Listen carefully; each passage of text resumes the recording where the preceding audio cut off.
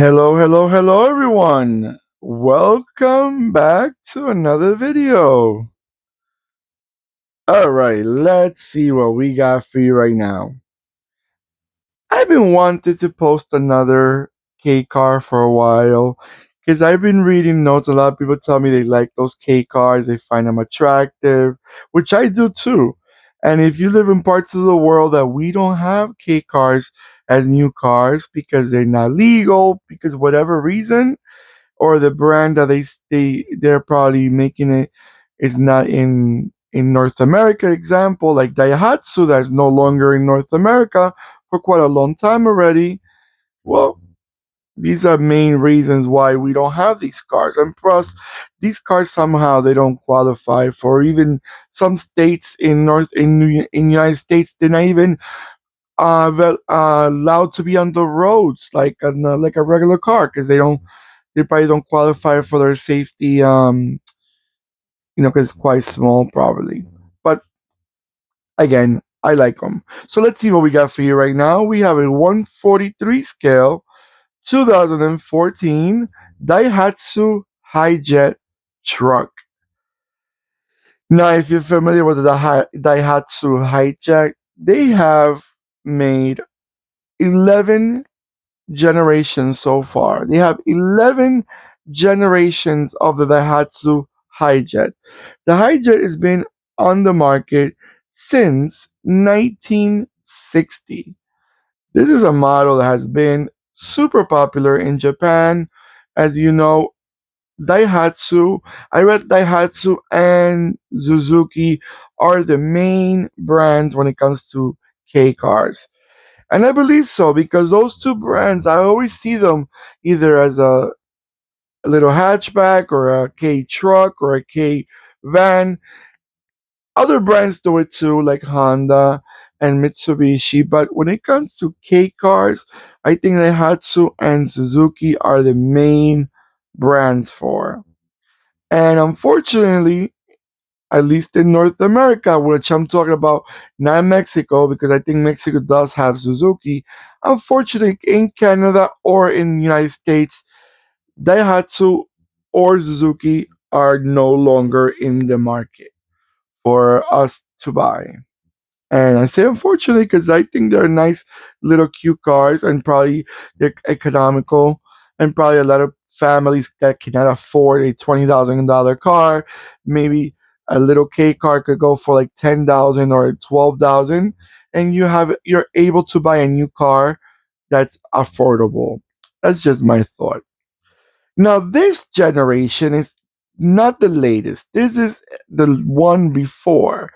This is the 10th generation of the Daihatsu Hijet. Now, the truck, the one that we're looking at right now, is still being built at this point because when they remodel the 11th generation, they haven't done the truck yet. But the regular van, they stopped making them in 2021, this model. And for the High Max, I think there's a special model which was only built between 2016 to 2019. But this model, the truck, is still being built as of today's date. But I find it very modern. It's quite little attractive, little they don't change quite a lot throughout the years, but they have the front end a little different. The rear end, almost every K car, the truck at least has a little tail lights in the bottom. I think I would say about 90% of them, if not 100. But right now I want to say 90 in case I'm forgetting one or two out there. And let's talk about engines, which I think okay. There's the High Max, the one I was mentioning to you before. It's not a K car. That's why it only sold between 2016 till 2019. But the other ones is at 650 ACCs. You also had the 650 ACCs T. I'm thinking it's turbo.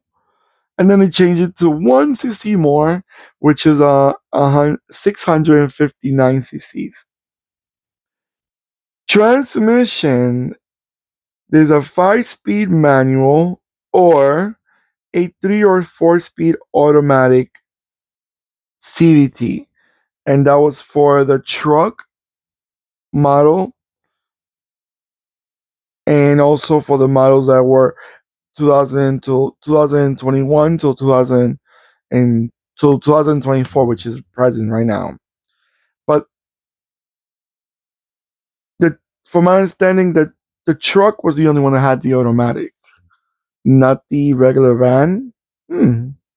Curious to know why the van didn't have only the truck. Maybe because the truck is a working vehicle. They want to make sure that people don't be spending all day long shifting gears. They probably get tired, so they make it more practical for the trucks. All right, guys, I'm gonna let this car go around a few times, and I'll be right back.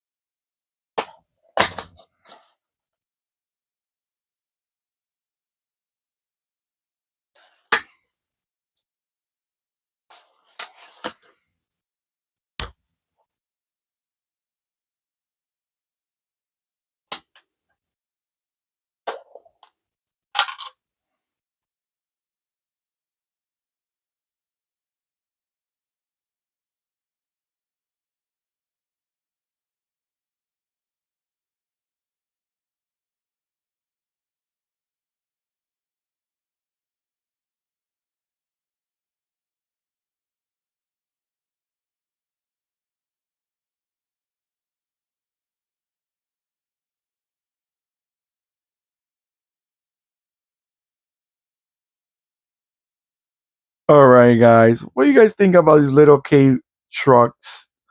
Do you still find them attractive, or maybe it's already a little bit overrated for what you think it is? To me, it's more about the looks, and especially like in North America, like I mentioned before, since we don't have it here, to us it's more like the cool car in the block. Oh, nobody knows this car, nobody has them. So it's quite that type of car that, since we are not familiar with it so much, it's that's it's more being respected that way. But obviously, as a comfortable long term car, it's not really the top of the line for me.